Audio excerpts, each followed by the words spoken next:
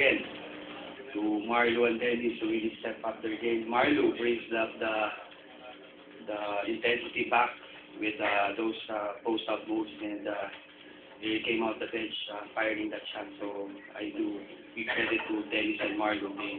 They really did this team. I also give credit to Kelly, even though Kelly's missing a shot. When he came back in the fourth quarter, he controlled the rebounds for us.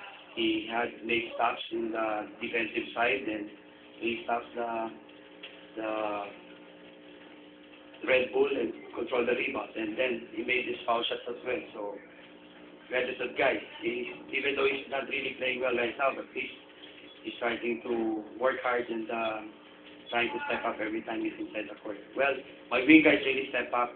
That's what I said to my guys. Without Ryan right now, we need somebody to step up, and everybody has stepped up. From Bitoy, Leno, Paolo really did well.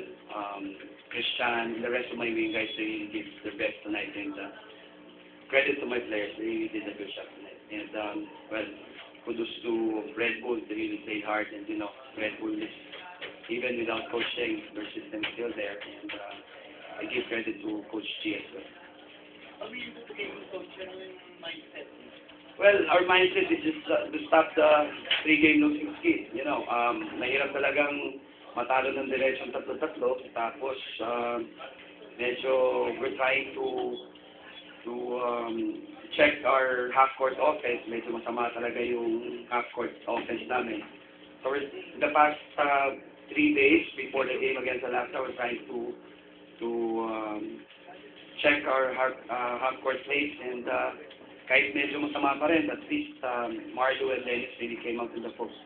And, well, mahirap na matalo 3 beses. Kaya medyo the guys really step up their game tonight and stop that losing skid. We're playing rain or shine. Hopefully, Ryan's recovering very well. He's still day-to-day basis. We're just waiting for his doctor's go signal that he can play on Friday. But pag medyo hindi pa may sakit, kasi masakit pa rin yung back pattern ni Ryan, hindi pa siguro namin prepare sa him. But Ryan's the energizer of this team. So still believe that with Ryan inside, nadadala niya pa rin yung team. So hopefully Ryan will get back on rain or shine. If not, we just have to be ready for rain or shine. They're really been a good team right now. Thank you very much.